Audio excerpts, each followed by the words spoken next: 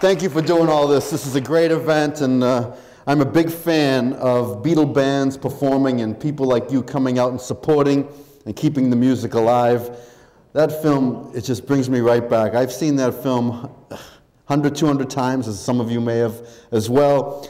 And whoever in the audience is playing the cowbell, a little bit off. A little bit off.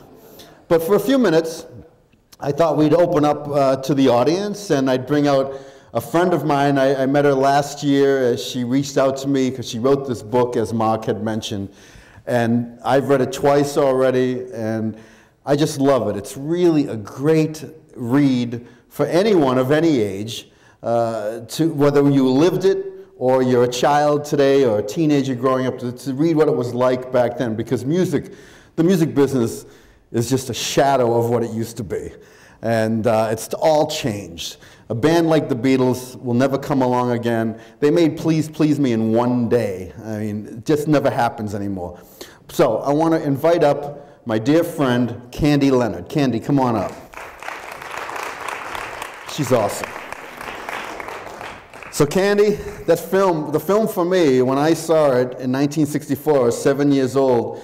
You started with the Beatles on the Ed Sullivan Show on February 9th, 64, and not even a year has passed, and there's the Beatles on the big screen, August 11th, 1964, and it changed my life again. There are many points in the Beatles' career where they changed people's lives. Is that the exception or the rule, or what's the deal? Well, the initial shock of them coming was certainly transformative for a lot of people, baby boomers, people born between 45 and 61. Those are the people I interviewed in my book. But with each new record, each film, it was like we fell deeper in love with them. Mm-hmm. So they became a more important part of our lives, a more special part of our lives, something that we talked about with our friends constantly, our siblings, our parents wondering, like, will this ever pass? Mm-hmm. What happened to my children? Where are they? Or feeling like there's this other sibling in the house, like a third, if you had 5 siblings, suddenly there was this other 6th presence in the house. It was the Beatles, constantly talking about them with your friends and siblings and all that. So,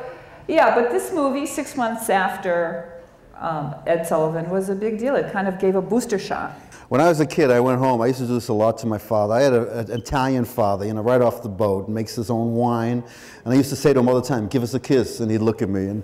And so there were a lot of those lines that you couldn't really understand sometimes because of the very heavy Liverpool accent, but every little nuance when that film came out. And in those days, of course, you could sit in the theater all day long. They didn't throw you out, and even if you didn't buy popcorn or soda, you could just sit there. And of course, we didn't know when we'd see them again, so we wanted to sit there over and over. It's not like today where you can check out your favorite band or performance on YouTube.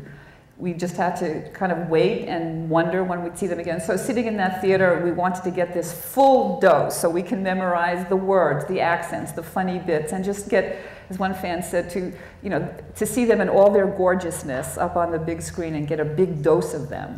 And it was like us as kids against the establishment. They were in their early 20s, 21, 22 years old when they made this film.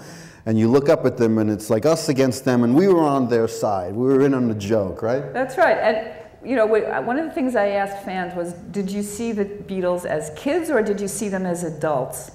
And they kind of had to, a lot of people had to stop and think about that. But the younger you were, the more likely you were to see them as adults, because they were wearing, those overcoats and the ties, and we didn't dress like that. We all wore, kid clothes.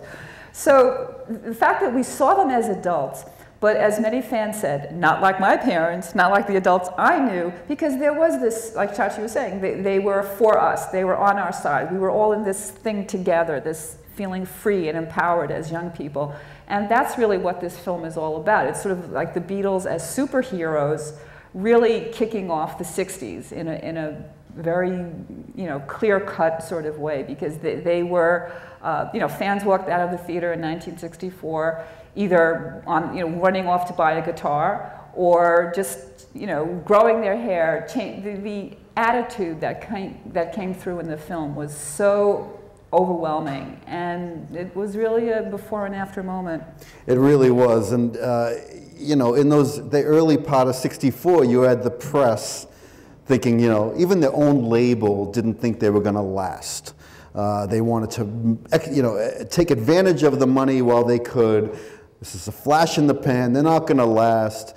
And that's why Capitol Records made more albums out of the UK albums. But then when the movie came out, the press were ready to pounce on the Beatles as putting out a piece of trash, which was, you know, Catch Us If You Can, Dave Clark 5. It's a crappy movie. But that aside, when the press saw it, they were like, oh, this is good. Right. They were surprised at how much they liked it, and they were very defensive about it. These major film critics, you know, at big newspapers like New York Times and magazines in New York, I mean, they were all, you know, like, well, yeah, I have to admit, I kind of like this. And they weren't sure why they liked it. They talked about the Beatles' attitude, their freshness.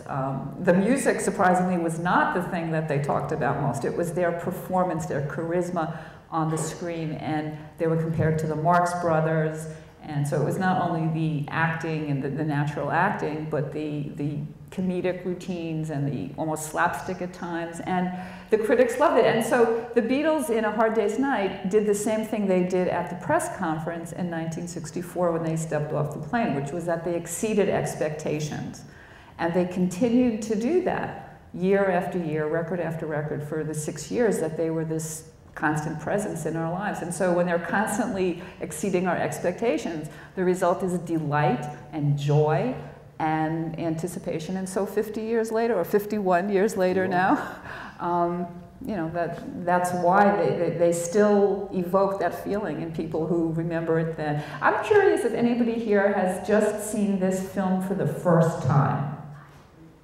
Okay. Okay, you are, I want to hear about what you think. Anybody want to?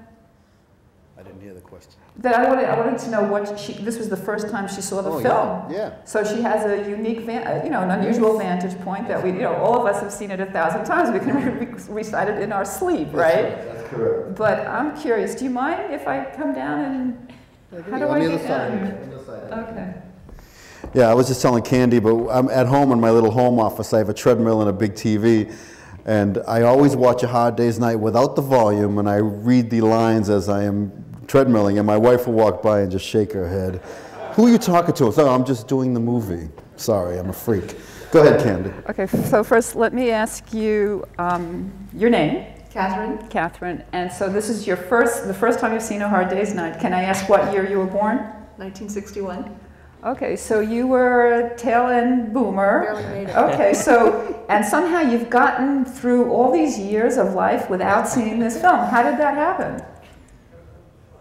Probably because I was raised in Oklahoma. I think they had Beatles in Oklahoma. No? Not in my house. Okay, well, all right, tell us about that. No, it's just, you know, my parents were not that into the Beatles, and the Monkees were barely allowed in our house, but that was about it at the time. Did you have older brothers and sisters? No, I was the oldest.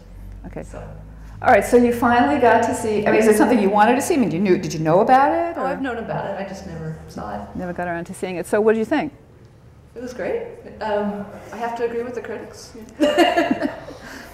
Okay. I found it interesting that you could still see some of the effects of World War II. You know, there was still a lot of the ruins and things like that in London, and it was interesting to see that they were actually trying to bring London back, I think, at that time. So. Mm-hmm.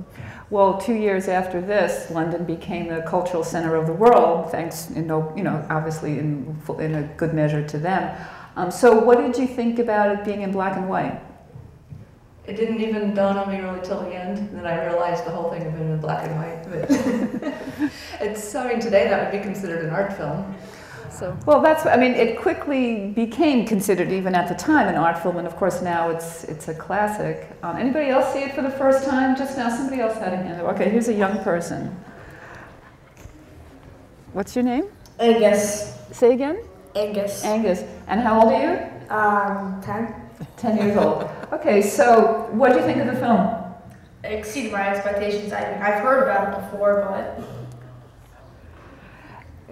Can you say a little more? In what way did it exceed your expectations? I mean, I didn't expect any of that at all. I thought the whole thing was just running away from the fangirls. You thought what? I just thought the whole entire film was running away from fangirls. So are you very familiar with the Beatles and Oh, their yes, music yes. and their story? So had you wanted to see the film for a while? Yeah. So you liked it? Oh yeah. Liked it a lot, yeah. Were there any particular scenes that stuck with you or that surprised you or that you found No. particularly... Not really.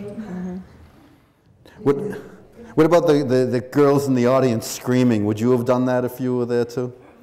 Probably. Fantastic. Did it seem dated to you? Did you feel like you were watching an old movie? Definitely. And you know, they had color films back then, but they intentionally made it in black and white. What did you think of their look? I read a book about them, so I didn't expect their look at all. I thought it was something of many difference. And who is your favorite Beatle? Oh, it's such a hard question. Really? Yeah. I'm gonna have to say John Lennon. Good for you. You're What- a very smart 10-year-old. What about John calls out to you? I mean, just how I really don't know. Okay. I just like him. Okay. Are these your parents you're sitting with? No. Okay.